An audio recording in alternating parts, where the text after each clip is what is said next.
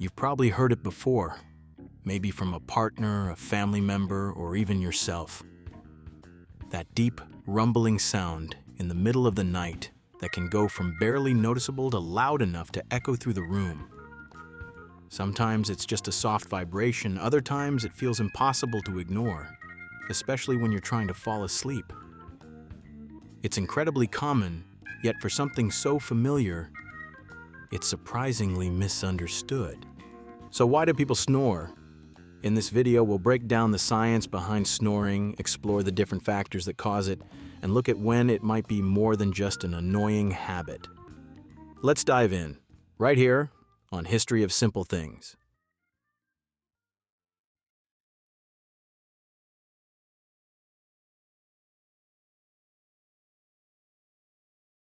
Snoring happens when airflow through the mouth and nose becomes partially blocked during sleep, causing nearby tissues to vibrate.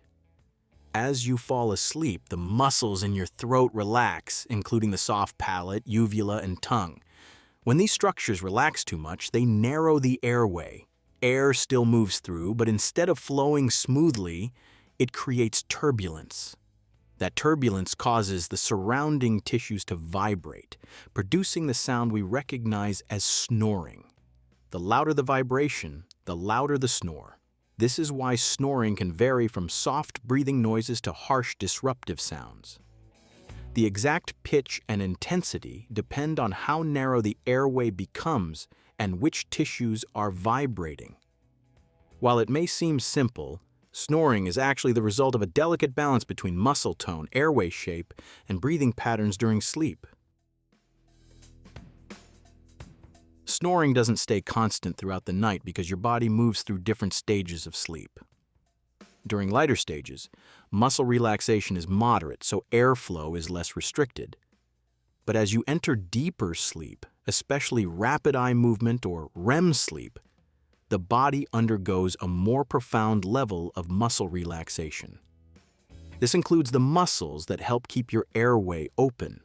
As a result, the airway can narrow further, increasing the likelihood and intensity of snoring. This is why some people only snore at certain times during the night. REM sleep also involves irregular breathing patterns, which can make snoring sound uneven or unpredictable. These natural cycles mean that snoring isn't just about anatomy. It's also tied to how your body transitions through sleep. Understanding this helps explain why snoring can change from night to night, even in the same person. Several physical traits can make a person more likely to snore. One major factor is the structure of the airway.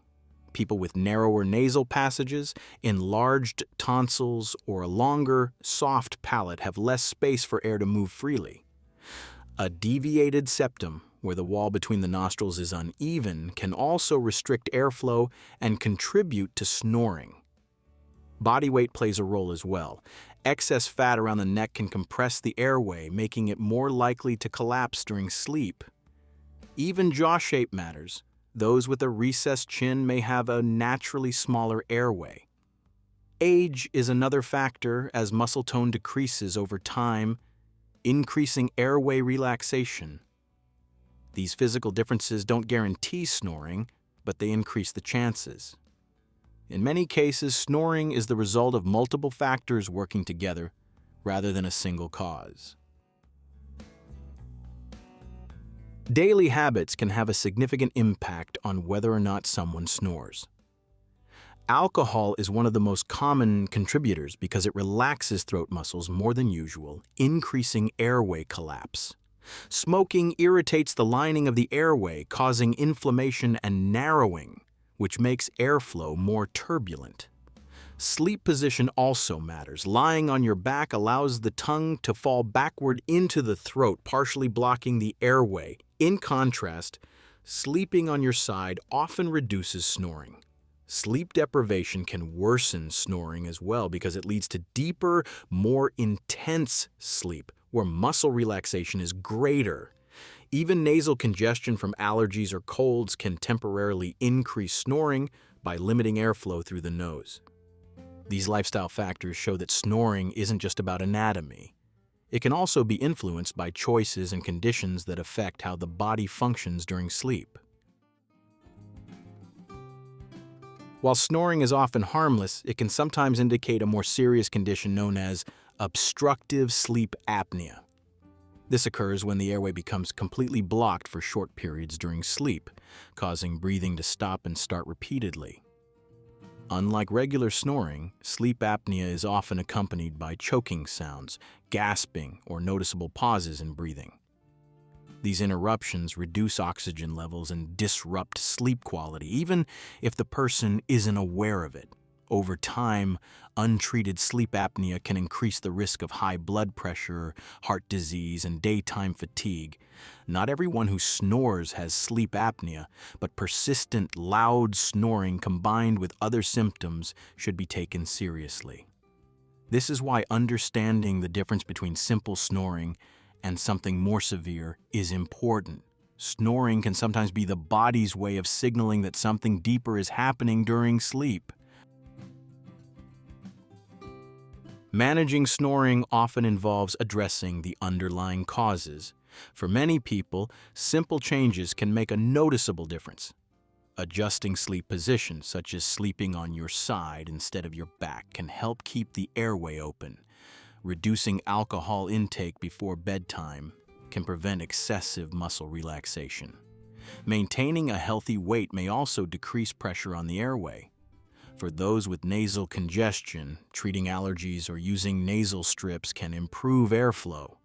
In some cases, specialized devices like oral appliances can reposition the jaw to keep the airway open during sleep.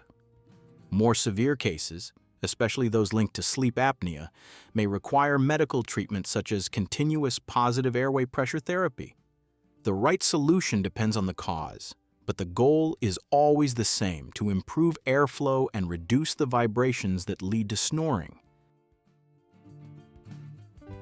Snoring may seem like a simple annoyance, but it results from how airflow, muscle relaxation, and airway structure interact during sleep. For many, it's harmless and manageable, but in some cases, it can signal more serious health issues. Understanding it is the first step to improving sleep quality. Thank you for watching. If you have suggestions for our next video, feel free to share them in the comments below. We'll be sure to give you an acknowledgement for your contribution.